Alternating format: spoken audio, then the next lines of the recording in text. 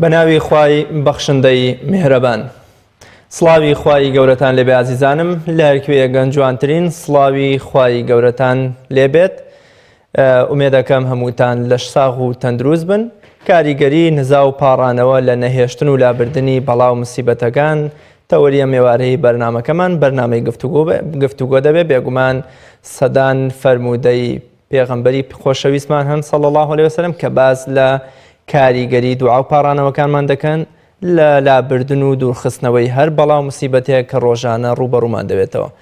بۆیە میێوارەیە میوانداری زۆر بەڕێز و خۆشەویست جەنابی مامۆستا مەلا ئەحمەدی قامیشی زانای ئاینیمان کردو. مامۆستایان زۆر بەخێر بێ و سپاس بۆ ئامادەبوون. زۆر سپاسان دەکەم، خوای بەخێرتان کە سپاسان دەکەم. سلامت بن. مامۆستا بە هەر لەو پرسیارەوە دەست پێ بکەم، ئایا دوعا و پاڕانەوەی مرۆڤ هیچ کاریگەری و ڕۆڵێکی هەیە لەوەی کە ئەو بەڵاو مسیبەت و نەهامەتیانەی کە ڕۆژانە ڕوبەڕوویان دەبێت و بەرخوردیان لەگەڵاکە هیچ ڕۆڵێکی هەیە لە دوورخستنەوە و لابردنیان؟ الحمد لله والصلاة والسلام على رسول الله وعلى آله وصحبه ومن والاه.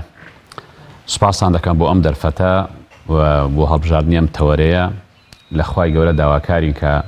بە خاتری ناوە جوانەکانی خۆی و سیفاتە بەرزەکانی لەم بەڵاو موسیبەتە ئێمە و هەموو خەڵکی کوردستان و سەرجەم موسڵمانان بپارێزێ ئینشاء الله تعالى ئەم وەبا و بەڵاو نەخۆشیە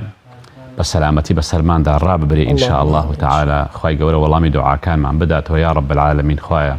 ئەوەی کە بەو نەخۆشیەش ڕۆیت شەهید بێ و هەروەها ئەوەی کە توش بۆ خوای گەورە شیفایان بۆ بنێرێ ئینشاء الله تعالى. بێگومان یەکێک لە شێوازەکانی بەندایەتی دوعا و لە خوا پاڕانەوەیە. طبعا وشەی دوعا نزا و پاڕانە و لاڵانەوە لە خوا. هەر ئێمە گرنگترینشت بەلامانەوە نوێژە. نوێژ لە لۆغەتە الصلاة بمعنى الدعاء. هەر نوێژ بخۆی بە معنای دوعا، چونکە هەمووی لە نوێژدایە هەمووی لە خوا پاڕانەوەیە. بۆیە پێغەمبەری خوا صلی الله عليه وسلم زۆر هانی داوین لەسەرەوەی کە دوعا بکەین لە خوا پاڕێنەوە. الدعاء هو العبادة. دعاء بخوي بندايتية وفي الرواية مخ العبادة. رجل رشي بندايتية كإنسان بكل لخداء ببارتوا بدل بجيان بكل بدل ببارتوا كاتي كتول لخواد باريوا أو لاوازي خود احتياجي خود آتاجي خود بخوادر دبري أو يعني کاکڵی بەندایەتیە کە تۆ دەڵێ من خۆیە بەندێکی زەعیف و هەژارم، من ئیشم بە تۆیە، احتیاجم بە تۆیە. ئەوە بەڕاستی بخۆی بەندایەتیە. ئەو دوعا و پاڕانەوەیە بێگومان کاریگەری زۆری هەیە لەسەر لابردنی بەڵاو موسیبەت، چونکە دوعا لەگەڵ نەخۆشی بەڵاو موسیبەت ململانێ دەکەن کە بەرز دەبێتەوە. ململانێ دەکا چەندی دوعاکە بە کوڵ و دڵ بێت، بە مەوانعێکی تێدا نەبێت کە جیرانە بێت، ئەو دوعاە ئەو بەڵاو موسیبەتە ژێر خۆی دەخا. یعنی ئەو بەڵاو موسیبەتە دەجێڕێتەوە لە فەرموودە داهاتووە. کاتە ئینسان دەپارێتەوە لە خوا بەڵاو موسیبەتەکەش دێ، ئەو دوعاە لەگەڵ ئەو بەڵاو موسیبەتە دەکەونە ململانێ بە پێی دڵسۆزی ئیخلاسی ئەو کەسەی دوعا دەکات. ئەو دوعاە کاری خۆی دەکات و بەڵایەکە دەجێڕێتەوە. زۆر باش مامۆستا، زیاتر دوایی ئەمەوێت لەسەر مەسەلەی قەدەر و دوعا پەیوەندیان و ئایا کامیان بۆ مرۆڤێک لە قەدەر و لە چارەی نووسرا بێ، فەقیر بێ، نەخۆش بێ، بە ڕووداوی هاتوچۆ بڕوات دوعا چۆن دەتوانێت ئەمە بگۆڕێ ئەم قەدەرە. ئەوە پاشتر دێنەوە سەری. ئادابەکانی دوعا چین؟ مرۆڤ پێویستە لە دوعاە چی بکات و چی بڵێت و چۆن بکات و لە چ کات و لە چ شوێنێکا دوعا بکات؟ بەڵێ، دوعا وەکو ئاماژەمان پێدا عیبادەتە، لەخوا پاڕانەوەی بە کوڵ و بەدڵ. یعنی ئێمە باوانە زین هەر نوێژە ڕۆژە عیبادەتە، دوعا بۆ خۆی عیبادەتە. یعنی کە بەندایەتیە بۆ خوا. بۆیە ئەمە کۆمەڵێک ئادابی هەیە. یەکەمیان ئینسان کە دەپاڕێتەوە پێشەچی سوپاسی خوا دەکا، پاشان سەڵاوە لەسەر پێغەمبەری خوا صلی الله عليه وسلم دەڵێ الحەمد لله والصلاة والسلام على رسول الله. ئەو جار ڕوو لە قیبلە دەستەکانی بەرزکاتەوە، نەک دەستەکانی بەخۆ بنووسێنێ. یەکێک لە ئادابەکان دەستەکانی بەرزکاتەوە. پێغەمبەری خوا صلی الله عليه وسلم لە نوێژە بارانەیدا ئەوەنە دەستی بەرز کردەوە هەتا سپیایی ژێر باخەڵی دەرکەوت، و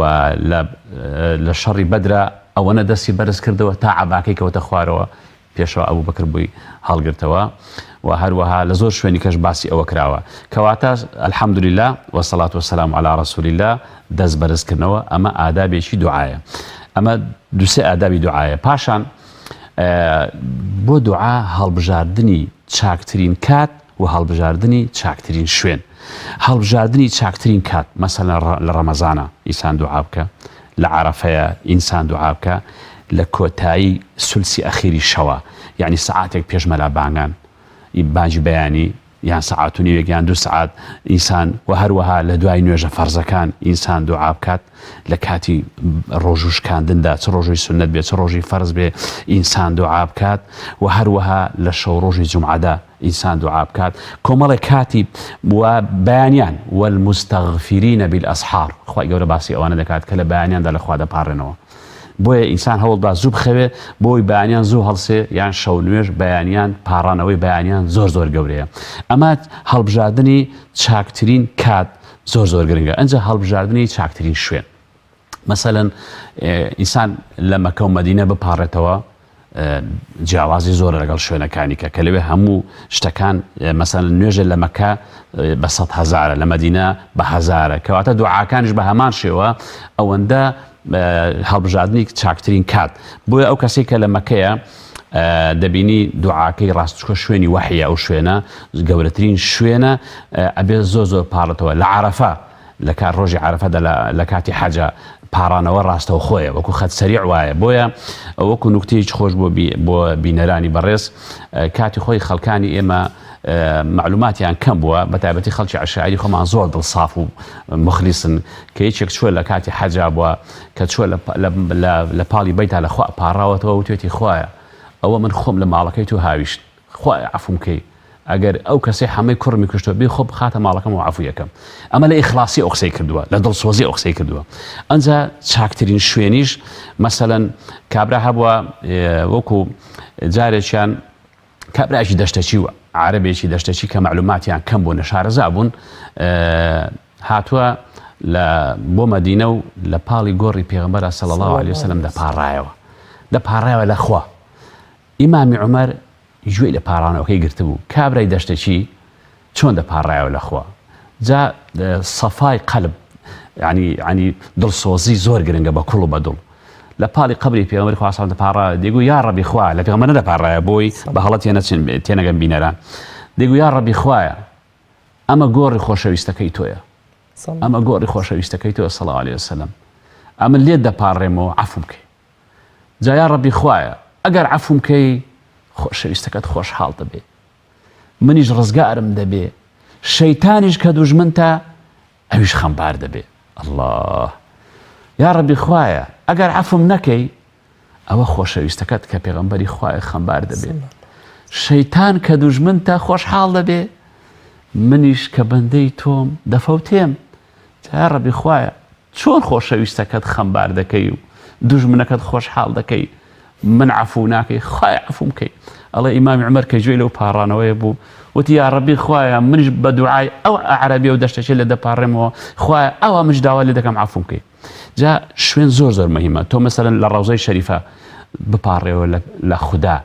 طبعا دەبێ پاڕانەوە هەر لە خوا بێ نابێت لە غێری کەسی کە بێ بەڵام هەم چاکترین کات هەم چاکترین شوێن ئەنجا پاشان بە گەردنکەچی بە دڵسۆزی بە دڵ و کوڵ یەدعونەنا ڕەغەبە و ڕەهەبە خوای گەورە دەفەرمێ ئەوانە کاتی خۆی زۆر بە گەردنکەچی لێمان دەپاڕانەوە چونکە لە فەرمودەیەکی پێغەمبەر هاتووە صلی الله عليه وسلم فەرموویەتی ادعوا الله وأنتم موقنون بالإجابة لخدا بپارێنەوە و دڵنیابن خوا وەڵامتان دەداتەوە واعلموا أن الله لا يستجيب من دعاء من قلب غافل لاهٍ خوای گەورە وەڵامی کەسێ ناداتەوە کە بە دڵ ئاگای لە دوعاکەی نەبێت یعنی بە کوردی خۆمان ڕوو لە قیبلە و دڵ لە بازار بێت ئەبێ بە کوڵ و بە دڵ بێت کە ڕوو لە خوایە دڵیشی لەگەڵ بێت ئاگا لێ بێت لەگەڵ ئادابەکانیە لە ئەسەردا هاتووە جارێکیان موسا پێغەمبەر سەلامی خوای لەسەر بێ کە ئەچوو بۆ میقات قسە لەگەڵ خوا بکە جەلە جەلالوه گەنجێکی بینی زۆر بە کوڵ و بەدڵ لەخوا دەپاڕایەوە زۆر بە کوڵ و بەدڵ زۆر بەزەی پێ هاتەوە وتی وەڵاهی خوایە ئەگەر من وەڵامم دەدایەوە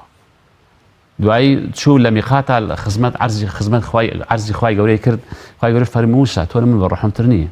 ئەوە دڵی لەگەڵ من نییە بەس ڕووی لە منە بەخوا قەسەم لەگەڵ دڵی خاڵی لە سۆزی عشق تەکراری حرفە بەزدەمی پڕیا خدا و مەحیوا بێگومان زۆر تەواوە جا بەڕاستی ئینسان ئەبێ لە دڵەوە بسووتێ لە دڵەوە بسووتێ و بە کوڵ و دڵ بێت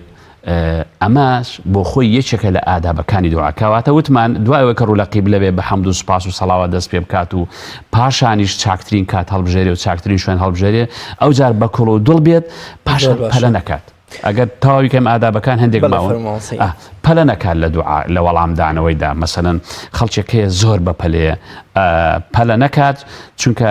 پێغەمبەری خوا صلی الله عليه وسلم لە فەرموودا فەرموویەتی یوستەجاب لأحدکم ما لم يعجل وەڵامتان دەدرێتەوە هەر کەسێک لە ئێوە کە دوعا دەکات بە مەرجێک پەلە نەکات دوایی بڵێ یەقول و دعوت و فەلەم یوستەجەب لی بڵێ وەڵام من پاڕامەوە بەڵام وەڵامم نەدرایەوە بۆ چونکە هەندێک جار خوای گەورە وەڵامی دەداتەوە لە دنیادا هەندێک جار دەیخاتە قیامەت هەندێک جار بووی دەکاتە کەفارەتی گوناهەکانی یا هەندێک جار دەیەوێت زۆر خوای گەورە گوێی لە پاڕانەوەکەی بێت چونکە هەمووی بە عیبادەت بۆ دەنووسرێ جاری واشێ ئەو دوعایە مەرج نییە بڵێ وەڵام من دوعام کرد وەڵام نەدرایەوە لەوانەیە ئەو دوعای تۆ دوعایەک نەبێت شایستی وەڵامدانەوە بێت چونکە ئێمە دەبێت لە خوا پاڕێنەوە پاڕانەوە لە خوا عیبادەتە ئەگەر هاتە دی ڕەحمەتە ئەگەر نەهاتە دی حکمەتە بەڵام پاڕانەوە لە خەڵک ئەوە بەڕاستی پاڕانەوە لە خەڵک بۆ خۆی خەفەتە ئەگەر هاتە دی منەتە ئەگەر نەهاتە دی زیلەتە بۆیە هەوڵ بین ئێمە بەردەوام لە خوا پاڕێنەوە وە پەلەژ نەکەین و پاشانیش کە دەپاڕێنەوە پێشێ بۆ خۆت پاڕێەوە ربي اغفر لي ولوالدي وللمؤمنين يوم يقوم الحساب پێشێ بۆ خۆت ئەو جا بۆ کەس و کار و بۆ مسلمانان و پاشان دەبێ ئەوەش بزانین کە سێ کەس وەڵامی دوعایان دەدرێتەوە دوعاکەیان ڕەت نادرێتەوە بەسەریە ئەوەش فەرمودەی پێغەمبەری خوا صلی الله عليه وسلم فەرموویەتی ثلاثة لا ترد دعاؤهم سێ کەس وەڵامی دوعاکانیان دەدرێتەوە ڕەت یەکەمەن الئیمام العادل دادوەرێکی مەسئول و کار بەدەستێکی دادوەر ئەوە دوعاکەی قبوڵە کە بەداخەوە ئێستا وەختە بڵێم نیمانە دووەمینیشیان وەسائم حتا یفطر و ئەو کەسێک کە بە ڕۆژووە هەتا ڕۆژەکەی دەرچێنەوە لە کاتی ڕۆژەکەشدا وەڵامی دوعاکەی دەدرێتەوە چوارەمینیشان و دعوة المظلوم دوعای مەزلومان لە هەورەکانەوە دەڕوا تیش دەڕوا وەڵامی دەدرێتەوە و بۆیە زۆرمان بینیوە وەکو دەڵێ پەتی زاڵم لە ئەستوریدا دەبسێ بۆیە زۆر سەیرە ئەو زاڵمە کە بێ ئاگایە نازانێت دوعای مەزلوم گیرایە بێگومان زۆرمان بینین ئەو بەڵاو موسیبەتانەی کە دێ بەسەر زاڵ مستەمکاراندا بەهۆی دوعای مەزلومانەوەیە زۆر باش مامۆستا بێگومان فەرمودەیەکمانەیە کە پێغەمبەری خوا صلی الله علیه وسلم دەفەرمێ دوعا و قەدەرم لە ئاسمانە بینین پێشبڕکیان بوو دوعا پێشی قەدەریدایەوە لە هەمیشە بیستومانە کە هەر مرۆڤێ لە چارەیدا چین وسرابێ لە ڕزقەکەی لە ژیانەکەی لە تەمەنەکەی لە خۆشبەختی و لە نەهامەتیەکەی هەر ئەوە دێتە ڕێگەی دوعا چ ڕۆڵێکی هەیە لەوەی کە قەدەر و چارەنووسی ئێمە بگۆڕێ بۆ نمونە کاتێک کە خوای گەورە پێش دروستبوونی ئێمە نووسیوێتی کە من تەمەنم ئەوەندە بێ خۆشبەختیەکەم ئەوەندە بێ ڕزق و ڕۆزیەکەم ئەوەندە بێ ئێستا دوعا چ ڕۆڵێکی هەیە لەوەی ئەمانە زیاد و کەم بکا بۆ من لە بەرژەوەندی و لە بەویستی خۆم خەڵکێکی زۆر هەیە بە هەڵە لە قەزا و قەدەر تێگەیشتووە بە قەزا و قەدەر تێگەیشتووە ئەڵێ ئەو پیاوەت بۆ کوشت ئەڵێ لە ناو چاوانم نووسرا بوو ئەوەش هەڵەیە شتیوان نییە چونکە ئەگەر لە ناو چاوان نووسرابێ دەبێ هەربی کوژێ نەعوذ بالله معنای خەتای ئەو نییە لەبەر ئەوە ئەمە جۆرێکە لە تێگەیشتنی خراپ و هەڵە لە قەدەر چونکە هەندێک قەدەر هەیە بەدەست خۆمان نییە وەکو چۆن من و تۆ هەر یەکەمان کوڕی ئەو دایک و باوکەین بەدەست من و تۆ نییە بەڵام هەندێک قەدەر هەیە دەستی خۆمانی تێیە تۆ سایاق نەبی سیارەت ئیستافی نەبێ مەرجێک تونند و تۆڵیتیان نەبێت هەلێ بخوڕی ئەو قەدرە خەتای خۆتە دەستی خۆتی تێدایە ئەمە لەلایەکەوە لەلایەش کەشەوە خوای گەورە عیلمی بە هەمووی هەیە بەڵێ ئەمە ئەجەلمان دیاری کراوە ڕسقمان دیاری کراوە بەڵام هەندێک شتەیە خوای گەورە بە تۆی نەکردو بڵێ دەبێ هەرچی ئەو کەسێک پوژی ئەو زینایە بکەی ئەو مشروبەی بخۆیەوە چونکە خەڵکێک هەیە بەو هەڵە تێگەیشتنەوە ڕێگە دەرگا بۆ خۆی دەکاتەوە کە گوناه و تاوان بکات جا لەبەرەوە خەڵکەکە سێ جۆرە لەو شتاناندا یەکەمیان خەڵکێک هەیە دەڵێ کورە خوا بەڕەحمە لە هیچ ناگەڕێتەوە لە هیچ ناگەڕێتەوە لە حرام و لە خراپە و دەڵێ خوا بەڕەحمە ئەفەئەمین مەکر الله مەگەر ئەوانە لە غەزەب و تووڕەی خوا ئەمینن بێگومان نا چونکە بەڕاستی ئێمە دەبێت لە خوا بترسین ئەوە مرجیئەکان وابوون عەمەل و ئیمانیان لێک جیا کردبەوە ئەوە هینی مرجیئەکانە خەڵکێک کەشمان هەیە دڵێ وڵی تازە من زینام کردو و دزیم کردو و خراپم کردو بخوا خوا لێم خۆش نابێت بخوا تازە لە هیچ ناگەڕێمەوە ئەوە مەئیوز بووە لە ڕەحمەتی خوا ناپارڕێتەوە لە هیچ ناگەڕێتەوە دڵێ من تازە پیاوم گشتووە زینام کردووە دزیم کردووە باخوا تازە لە هیچ ناگەڕێمەوە نەعوذ بالله ئەوە شەیطان لەو ڕێگەیەوە دەیخڵەتێنێ دەیخاتە ناو زەلکاوی تاوان و خراپەوە لە کاتێکدا خوای گەورە فەرموویەتی قل يا عبادي الذين أسرفوا على أنفسهم لا تقنطوا من رحمة الله إن الله يغفر الذنوب جميعا إنه هو الغفور الرحيم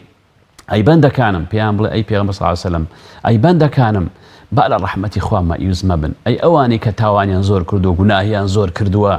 بألا رحمة إخوان ما يزمبن نا أميد مبن چونکە ڕەحمەتی خوا گەورەترە بەزەی خوا گەورەترە لەو ستاوانی تۆ کردوتە خوا زۆر بەڕەحمە ئەگەر ئێمە لە فەرمودەی قودسیە هاتووە بستێک بەرەو خوا بین خوای گەورە باڵێک بەرەو ئێمە دێ و هەروەها ئەگەر ئێمە بە ڕۆیشتن بڕۆین خوای گەورە بە هەروەڵە بەرەو ڕوومان دێ بۆیە با مەئیوز نەبینە ڕەحمەتی خوا جاوتمان بەندەکان سێ جۆرن یەکەمیان خەڵکانێکن ها دڵێ خوا بەڕەحمە و لە هیچ خراپێک ناگەڕێتەوە ئەوە غەڵەتە خوا بەڕەحمە بەڵام خوا بە غەزەبیشە بەڵێ خوا بەڕەحمە بەڵام ئینە ڕەحمەت الله قەریب من المحسنین ڕەحمی خوا بۆ چاکەکارانە بۆ تۆ ڕەحم بە خۆت کە خوا ڕەحمەت پێ دەکات ئەو مرجیئەکان بوون دووەمیشان خەڵکێکەیە نائومێد وەرە ڕەحمی خوا دڵێ تاوانم کردووە نائومێد مەبە بگەڕێەوە بۆ لای خوا دەرگای تۆبە دانەخراوە سێمینیشیان کە ئەمەیان ئەهلی عیلم باسی ئەوە دەکەن با ئێمە لەو کەسانە بین ئینشاء الله تعالی ئەوانن کە لە حەدی وەسەددان حەدی وەسەددان عین لە بینی خەوف و ڕجادان هەم خەوفیشانەیە لە خوش دەترسن هەم ئومێد و ڕەجاشیان بەخوا زۆرە لە خوا دەپارڕنەوە هەروەکو ئیمامی عومەر فەرمووی ئەگەر بانگەواز بکەن بڵێن هەموو خەڵک ئەچێتە بەهەشت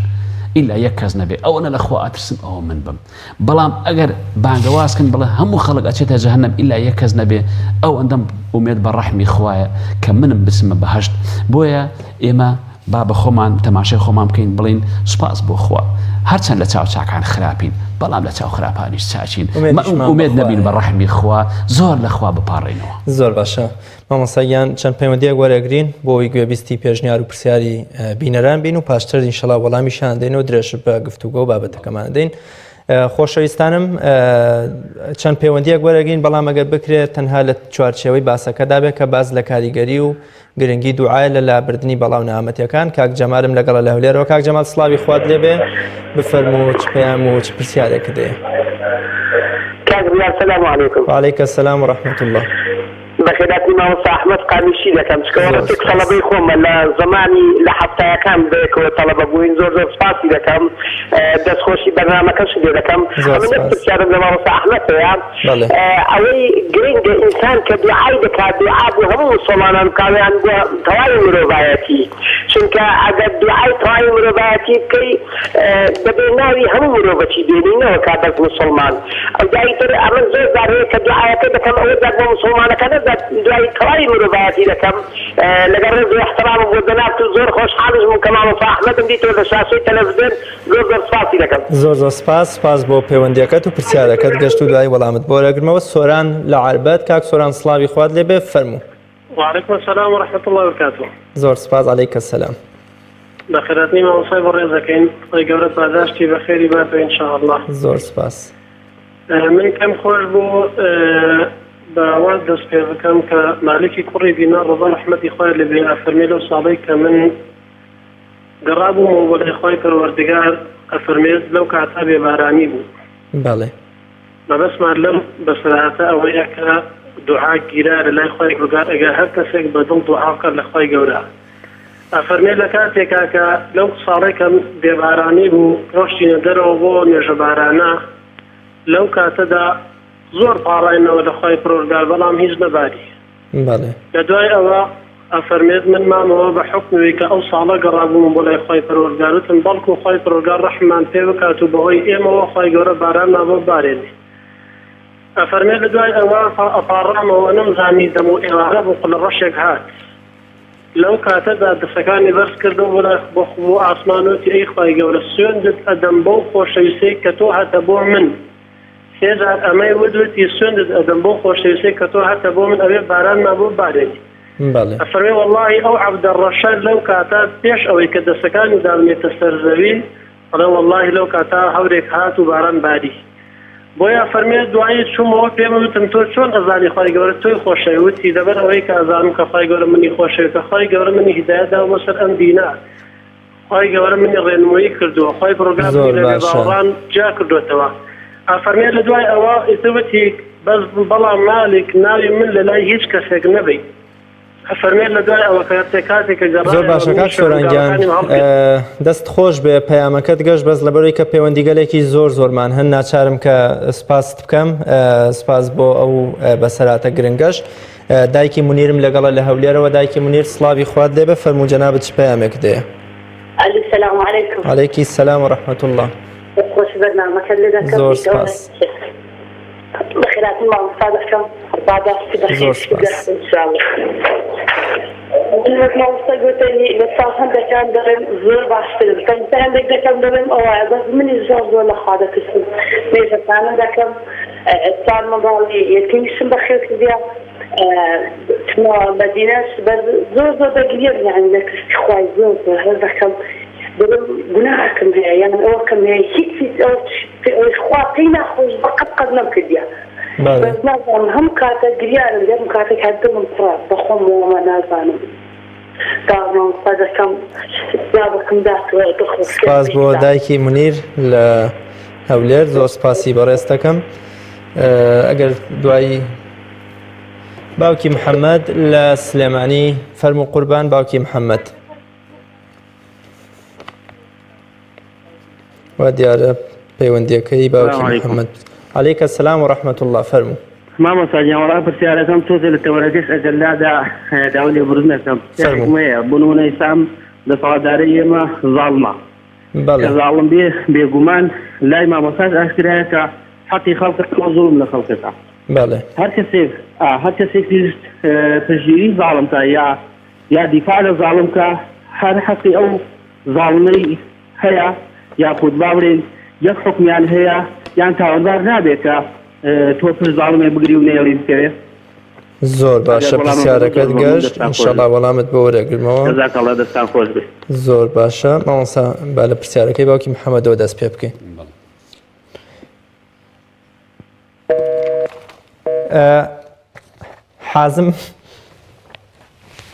حازممان لەگەڵە بەڵێ فەرموو کاک حازم هەولێر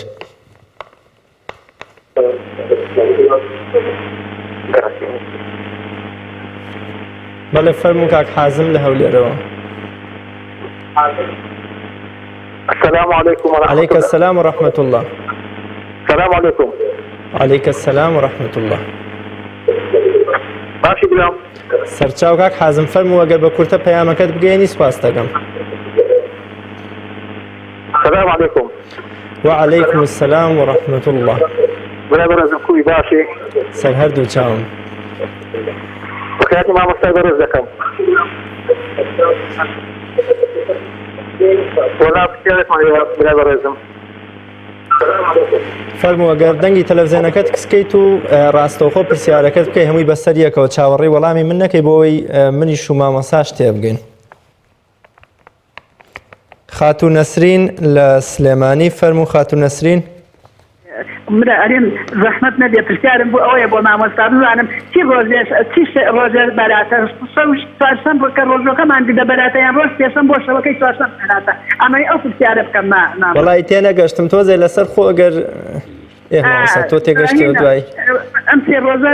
ئەیامە بیزە مثلەن بەیانی سێشەمە بۆ شەوەکەی چوارشەم ئەبێتە بەراتیان ڕۆژ چوارشەم بۆ شەوەکەی پێنجشەمە بەراتە زۆر باشە زۆر باش خاتوو نەسرین ئینشەڵا وەڵامت بۆ وەرەگرم ئینشەڵا دەستت خۆش زۆر مەمنون کۆ تا پەیوەندیمان لەگەڵە دەستت خۆش بێ دەستت خۆش بێ تەواو دەستان خۆش بێ سپاس بۆ هاوکارانم باسی ڕۆژە سپیەکانی کرەوەی سیانزە و چواردە و پانزەی مانگی عەرەبی کەی دەبێتە شەوی بەرات و ئەگەر ڕوونکردنەوەی زیاتر لەسەر پرسیارەکەی دووشەممە ڕۆژی دووشەممە کە ڕابرد بڵێن ئەوە سیانزەی مانگ بوو سێشەممە چواردەی مانگە چوارشەممە پانزەی مانگە ئەمەی کە لە بەردەمانە بەڵێ ئەوەی کە لە بەردەمانە کەواتە ڕۆژی چوارشەممە ئێوارەکەی والله أعلم پانزەی نیسفی شعبانە کەواتە 15 ڕۆژمان دەمێنێ ئەو کات بۆ ڕەمەزان ئەوەیش بە حەقەت ئەیام البیض سیانزە و چواردە و پانزەی هەموو مانجێک 13 14 و 15 مانجی عربی نەک مانجی ئینگلیزی ئەوە سنەتە بە ڕۆژووبی چونکە بەڕاستی سنەتی پێغەمبەری خوا صلی الله علیه و سلم و لەگەڵ پێنج شەمە و دوو شەمەکان هەوڵ بین بە ڕۆژوو بین لانی کەم هەموو مانجێک 3 ڕۆژ بە ڕۆژوو بین زەربیدە دەکرێت وەکو ئەوی وە 30 ڕۆژ بە ڕۆژوو بین سبینێ وەکۆڵێ هەم دوو سنەتیشی تیا هەم وەکۆڵێ دوو شەمە دەکاتە دوو سنەت و هەروەها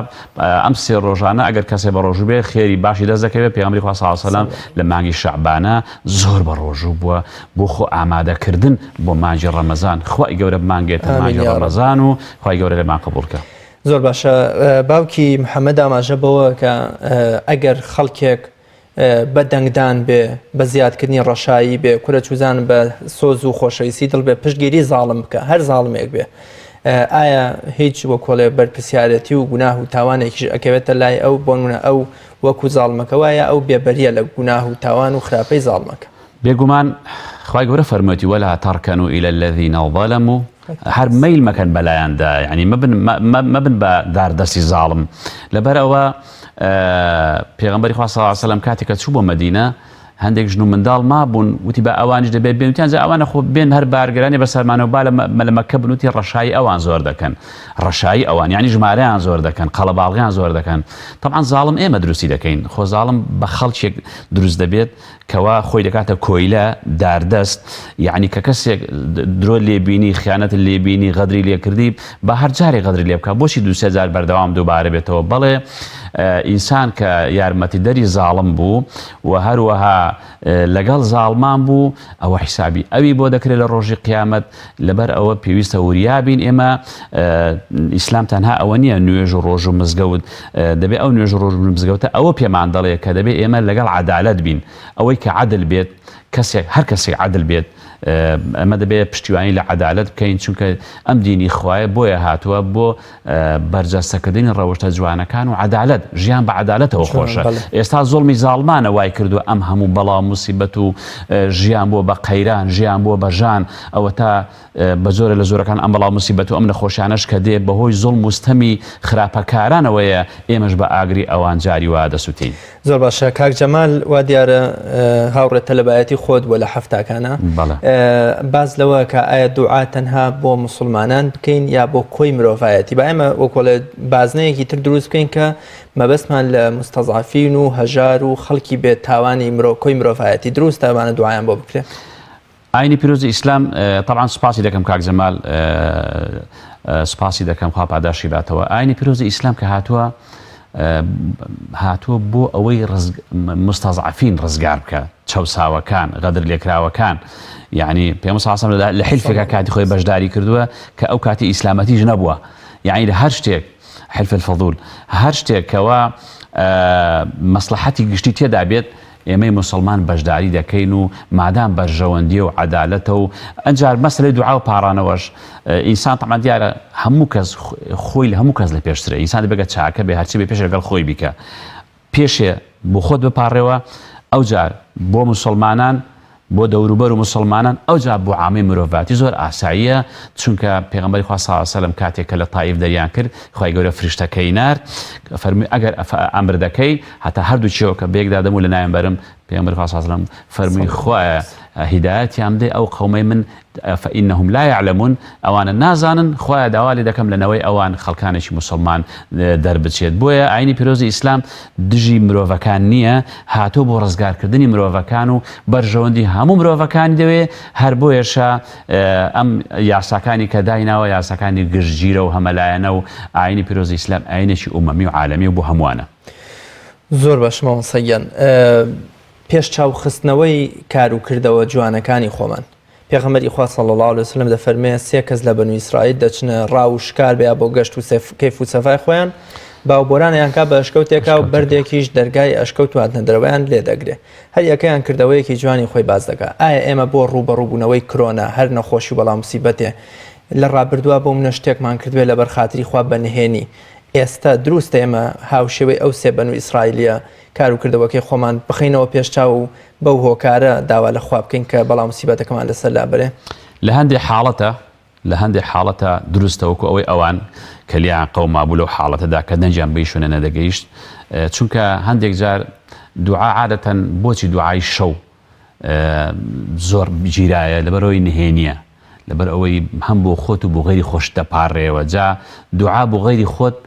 زۆر خێر و قبوڵە تۆ گە دوعا بۆ مسلمانان دەکەی بۆ غەیری خۆت دەکەی مەلایکەتەکەش دەڵێ وەلەکە بمیتلیه بە هەمان شێوە بۆ تۆش کەواتە ئەمە زۆر گرنگە لە هەندێک حاڵەتە بەڵێ دەکرێت بە ئاشکرا بێت و بۆ ئەوەی کەوە خەڵک ئاگادار بێت و چاول لێ بکات لە هەندێک حاڵەتە بەڵام بە زۆری دوعا بە پاڕانەوە بەنهێنی حتا بەدەنجی نزم بێ باشە ئەبوو موسای ئەشعەری بۆمان دەجێڕێتەوە دەفەرمێ جارێکیان ئێمە لە کاروانێک کابووین کە کەوتینە بەرامبەر مەدینەما لێ دەرکەوت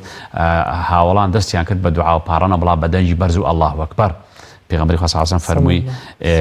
ئێوە ئینەکم لا تەدعونە ئەصەمەن ئێوە بانگی کەسێک ناکەن کە گوێی گران بێ خوای گەورە لە ناوماندایە و بەڵکو بەنهێنی و بە لەسەرخۆیی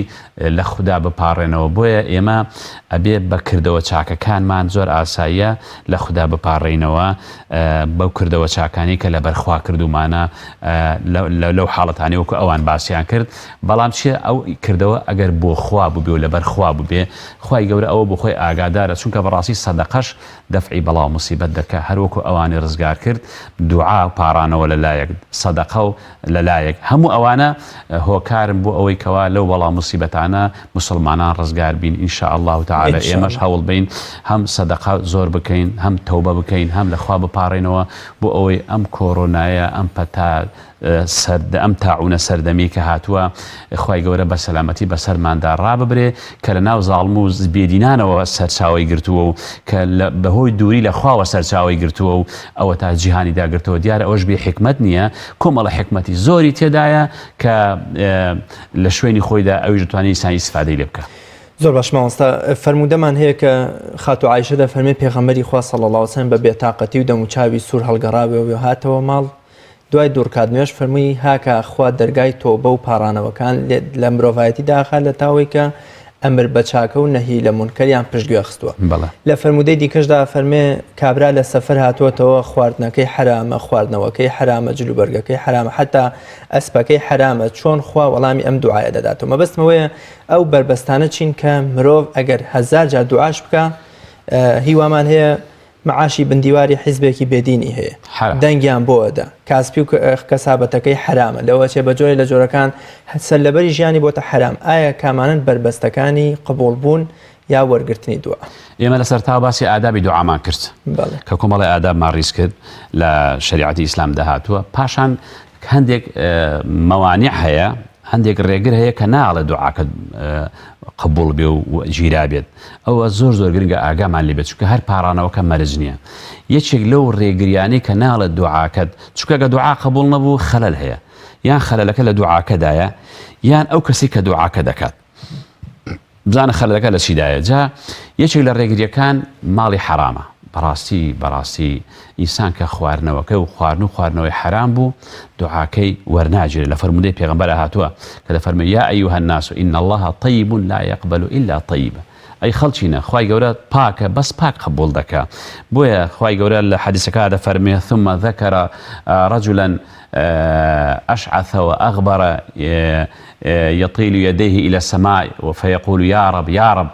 مطعمه حرام ومشربه حرام وملبسه حرام وغذي بالحرام وفي الروايات فأنا يستجاب لذلك دفرمي أو كسد الله خوايا وكسيك مسافر كزور حالي مسافر ودعاء قبوله لبروي هلاكا دستكاني برزكاته يا رب خوايا هاوار بلام جلو برقك لبريد حرامه ئەو خواردنەوەتی حرامە هەر خواردنەوەکەی چاو ئاوەکەی هەمووی سەرچاوەکەی حرامە فأنا يستجاب لذلك پێغەمبەر دەفەرمێت چۆن وەڵامی ئەوە دەدرێتەوە ئێستا زۆرە لە دوعاکان کە وەڵام نادرێنەوە مەسەلە ئەوەیە خواردنەکە حرامە ئەو معاشەی وەری دەگرێ با ئەوەش نەبێت جاری وە کەسێک موچەخۆرە ئەبێ واجبەکە ببینێ بۆی حەڵاڵیکە کەسێک ئیشێک یان لە کۆمپانیایە کە یان لە بازارڕێکە ئەوانی کە کردن و فرۆشتن لە بازار دەکەن شتێکە دەداتێ ئەڵێمە ئەسلێت ماشاکەی عادیە یعنی هەمومان دەتوانی پارەی خۆمان حرام بکەین و دەشتوانی حەڵاڵکەین بەدەست خۆمانە ئەگەر حراممان کرد وەڵامی دوعاکانمان نادرێتەوە ئەمە یەکێک لە ڕێگریەکان یەکێشکە لە ڕێگریەکانی ئەوەی کە دوعات وەڵام نەدرێتەوە ئەوەیە کەوا واجبەکان وەلا بنی واجبەکان جێبەجێ نەکەیت. پێغەمبەری خوا لە فەرمودەیەکە فەرموویەتی والذی نفسی بیەدیه، سوێند بەو کەسەی گیانی منی بەدەستە، لەتەأمرن بالمعروف ئەو لەتەنهون عن المنکر، یان فەرمان دەکەن بە چاکە و ڕێگری دەکەن لە خراپە، ئەو لەیەبعثن الله عليكم قوما ئەو عذابا، یان ئەوە تا خوای گەورە قەومێکتان بۆ دەنێرێ، سزایەکتان بۆ دەنێرێ، تدعونه ثم لا يستجاب لكم، لەبەری دەپاڕێنەوە وەڵام نادرێنەوە. بۆ چونکە فەرمان بە چاکە و ڕێگری لە خراپە یەکێکە لە بنەما سەرنجەکانی ئاینی پیرۆزی ئیسلام. ئێستا شتێک پەیدا بۆ دڵێ کورد با باقەم چێ بەسەرەوە، ئاگرە سوورە لە خۆم دوورە، هەر کەسە لە دەست بە کڵاوەکەی خۆتەوە بگرە، نا ئەو ئاگرسمێن تۆش دەسووتێنی، چۆن ناخدنێ بەسەرەوە. یعنی لەبەر ئەوە دەبێ ئێمە فەرمان بکەین بە چاکە، ڕێگری بکەین لە خراپە بە پێی توانای خۆمان. یعنی ئەگەر ئاخر شت لانی کەم باگە نەمانتوانی بە زمان بە دەست وەکو فەرموودەکە دەفەرمێ، ئەوە با بەدڵ پێمان ناخۆش بووە، وەذلکە ئەضعف الئیمان، ئەوەش زەعیفترین و لاواسترینی ئیمانە. یەکێکی تر لە ڕێگریەکانی ئەوەی کەوا دوعاکان وەڵام نادرێنە، وتمان دەبێت بە کوڵ و بەدڵ بێت و هەروەها دڵی لای خوا بێت، نەک ڕوو لە بازاڕ و ڕوو لە قیبلە و دڵ لە بازاڕ بێت، ئاگامان لێ بێت لەو شتانە. چونکە ئەهلی بەسرە پرسیاریان کرد لە ئیبراهیمی ئەدهم، وتیان قوربان ئەوە خوا فەرموویەتی ئودعونی ئەستەجیب لەکوم، خوا دەفەرمێ ئێوە لە من بپاڕنەوە وەڵامتان دەدەمەوە، ئەوە ئەرێ ئێمە هەر دەپاڕێنەوە بۆ وەڵاممان نادرێتەوە، تقریبا وەکو ئێمان لێ هاتبوو. ئیبراهیمی ئەدهمیش کە یەکێک بە لە عاریفان و عابیدانی خوددا و پیاوچاکیشی و عالمیش بووە تەبعاً زۆر، فەرمووی ئێوە لەبەر دەشت وەڵامی دوعاکان نادرێنەوە. جا بزانین ئەو دەشتە لە ئێمەدا هەیە، یعنی ئەو قسانێک ئێمە دەکەین و شتێک نیە بڵەوە لە هەر بڕوا، ئەمە دەبێت بۆ خۆمان پێشە. یەکەمیان فەرمووی ئێوە دەڵێن خوددا بە حەق دەناسین، بەڵام مافی خواتان نەداوە، بەڵام گوێ ڕاڵی خوا ناکەن. ئەی با تەماشای خۆمانکەین، ئەو مامۆستایانە چەند ساڵ و زەمانە بە خەڵکی دەڵێن خەڵچینە، با بەس بێت درۆ، خیانەت، فەساد، حرام، بەهاران چی نەمانەیکەن، ئەم هەموو نیعمەتە، ئەو هەموو ناشکوریە، چەند ساڵ ئەو مەلایانە هاوار دەکەن ئەو خەڵکێکی زۆر هەموو لە خوا نەترسە، بەڵام لە ڤایرۆسێک دەترسێ کە بەچاو نابینرێت، کە ڤایرۆسی کۆڕۆنایە، بەچاو یعنی لە خوا لە خاڵق ناترسن، لە مەخلوق دەترسن. طبعا ئەو ڤایرۆسە مەخلوقە، ئەمە ینی تاقیکردنەوەیەکە، تەماشاکە لە خاڵق ناترسن، لە مەخلوق دەترسن کە بەچاو نابینرێ، کە دنیای گرتەوە، کە زرهێزەکانی بە چۆک داهێنا، کەواتە ئەی خەڵچینە ئێوە دەڵێن خوددا بەدەسەڵاتە، خوا گەورەیە، ئەی خۆمە لە کاتێک دەڵێن الله ئەکبەر، یعنی چی؟ یعنی خوا گەورەترینە، یعنی بەمعنای ئەوە نیە خوا گەورەیە، خوا گەورەترینە، کەواتە کاتێک دەڵێ الله ئەکبەر هەموو خەمەکان بچووک دەبنەوە، هەموو گرفتەکان و کێشەکان بچووک دەبنەوە. ئەگەر ئێمە بە معنای کەلیمە بزانین الله ئەکبەر خوددا گەورەترینە، یعنی چی؟ ئەوە بەڕاستی هەموو کێشەکان بچووک دەبنەوە. بۆیە ئیبراهیم هەمووتی ئێوە دەڵێن خوا بە حەقە، خوا دەناسین، بەڵام حەقی خوا نادەن، بەجێی خوا ناکەن، وەکو زۆرێک لە ئێمە. دووەمینیان فەرمووی بۆیە وەڵامی دوعاکانتان نادرێتەوە، دەڵێن پێغەمبەرمان خۆش دەوێت بەڵام سونەتەکان زیندوو ناکەنەوە. وای ئێستا چەند دەبینی ئەم هەموو مناجات و شیعر و پێ هەڵاوتن و خۆشمان دەوێ وا بکەین و خەڵکێکی دەبینیت بەداخەوە، بەڵام ئایا هەر ئەو کەسی کە بە پێغەمبەر هەڵا دەڵێت هەندێکان دەبینی سەر و سیماکەیان لەوە ناچێت کە دڵە پێغەمبەر بخۆشە، دەڵێ ئەوروپیە، یەک تاڵەموو بەڕێشیەوە نییە کە پێ مسەڵ بەڕێشی، هەر یعنی هەر ئەو کوشتێکی بە زاهری ئەوەی کە دەبینرێت. لەبەرەوە ئێستا لێ دەپرسی دەڵێ زاکاکە خۆ بەڕێژ نییە بە ئیشە دەیبا باخر پێغەمبەر صلی الله علیه و ئاوا بووە، لەبەرەوە دەڵێ پێغەمبەرم خۆش دەوێت سونەتەکانە زیندوو ناکاتەوە. ئەی ئەو کەسێک کە ئێمە دەڵێن پێغەمبەرمان خۆش دەوێت صلی الله علیه وسلم، ئەبێ ڕێبازەکەی زیندوو بکەینەوە، سونەتەکانی زیندوو بکەینەوە، ئەم قورئان و حەدیثی بۆ ئێمە هێناوە. ئەمە یەکێک لە هۆکارەکان بەسەریعی باشە. سێمینیان فەرموویان ئێوە یەکەمیان دەڵێن خوامان خۆش دەوێ و بە قسەی ناکەن، پێغەمبەرمان دەوێ و بە ڕێبازی پێغەمبەر ناڕەون. سێمیان دەڵێن قورئان دەخوێنن بەڵام وە تا عەمەل بە قورئان ناکەن، یعنی بۆ دەنگخۆشی و ئەم هەموو عیلمە و بەڵام کوا عەمەلی قورئان بەداخەوە. خۆ قورئان بۆیە نییە ئەوەندە ختمم کردەوە و بارێکی بخوێندرێ، قورئان بۆیە عەمەلی پێ بکەی. یعنی بەڕاستی ئەفەلا یەتەدەبەرون القورئان، قورئان هاتووە بەرنامەی ژیانە. چوارەمینیشیان وتی نیعمەتەکانی خوا دەخۆن و بەڵام شکرانی خوا ناکەن. پێنجەمینیشیان ئەڵێن شەیتان دوژمنمانە بەڵام بە قسەی دەکەن و دژایەتی ناکەن. ئەی ئەوە تا شەیتان یعنی دوژمنی هەرە گەورەمانەوە، بەڵام ئەوە چی وەڵا شەیتان پێکردم ئەوش نەبووە تەڵەقەدەوە پیاوە بکوژ با وەڵای بۆ خۆت ئەو دەورە دەبینی شەیتان خۆ ناوەتە ملت بگرێ. و شەشەمینیشان ئەڵێن بەهەشت خۆشە و بەڵام خۆی بۆ ئامادە ناکەن. حوتەمینیان دەڵێن جەهەنەم خەتەرە و ئاوای و ئاگرەکەی و بەڵام خۆ لێ ناپارێزن. هەشتەمینیان ئەڵێن مردن حەقە، ئەو هەموو خەڵکە بەدەست خۆتان دەنێژن سبحان الله کەچی پەندی لێ وەرناگرن خۆی بۆ ئامادە ناکەن ئەزانین خەڵکینە ئێمە زۆر چاوقایمین ئەو هەموو خەڵکە بەدەست خۆمان دەنێژین بەڵام پەندی لێ وەرناگرین نوێبینیشان سەرقاڵی عیبی خەڵکن بەس عیبی خۆتان لەبیر چۆتەوە هەمووی هەر دەڵە فڵان کەس وای کرد واچ و سەیری تۆڕە کۆمەڵاتیەکان کە چی شەڕە قسە و چەلەحانێ و یەکتر عیبدارکردنە بەڵام عیبی خۆیان نابینن دەیمنیشان فەرمووی مردوەکان بەدەست خۆتان دەنێژن و پەندی لێ وەرناگرن هەموو ئەوانە هۆکارن بۆ ئەوەی کە دوعاکان وەڵام نەدرێنەوە حرام دەخوا یان ئەوە تا فەرمانەکانی خوا جێبەجێ ناکات. زۆر باش ماڵ سەیان کاتی بەرنامەمان کەمی ماوە پێم خۆشە سێ چوار خولەکێک دوعای هەندێک دوعامان بۆ بکەیت من بەس کۆتا پرسیار زۆر بە کورتی دەیکەم و جەنابیشت بە کورتیەکە وەڵام بدەیت. بەڵێ لە ساڵی گرانیەکە کە هەراوە بۆ کۆڵێ بەڵایەکی گشتی بوو ڕووی کردووە مەدینە ئیمامی عومەر ڕەزا ڕەحمەتی خوای لێبێ دەفەرمێ خوای ئەوە عەباس ئیمامی پێغەمبەر صلی الله علیه وسلم لەبەر خاتری ئەو بارانمان بۆ بارێنە لەم سەردەما بۆ ئێمە دروستە ئەولیایەکی خوا عارفێک زانایەک پیاوچاکێک بڵێن خوای لەبەر خاتری فلانە کەس یا لەبەر خاتری مناڵەکانمان کە هیچ گوناه و تاوانێکیان نییە لەم بەڵام موسیبەتە لامان بی نەخێر تەنها وەکو لەبەر خاتری ناوە پیرۆزەکان و هەروەها بەس بۆچی ئیمامی عومەر ئەمەی کردووە ئیمامی عومەر فەرمی خوایە تا پێغەمبەرەکەت مابوو ئەوە تەوەسولمان بەو دەکرد بەڵام ئێستا کە ئەو نەماوە فەرمووی ئەو لەبەرەوەی ئەوان تایبەتمەندی خۆیان هەیە کەوا بنەماڵی پێغەمبەری خوان صلی الله علیه وسلم ناکرێ ئێستا یەکێک بێ ئەو تایبەتمەندیە بۆ خۆی داگیر بکات لەبەرەوە بەڵام ئێستا لەوەی خەڵکێک بڕوا بڵێ ئەمە سەیدەوە ئەمە شێخ و لە ئەولادی عەلیە و ئەمان تایبەتمەندی خۆیان هەیە بنەماڵی پێغەمبەری خوا صلی الله علیه وسلم بۆیە ئێستا ناکرێ ئێمە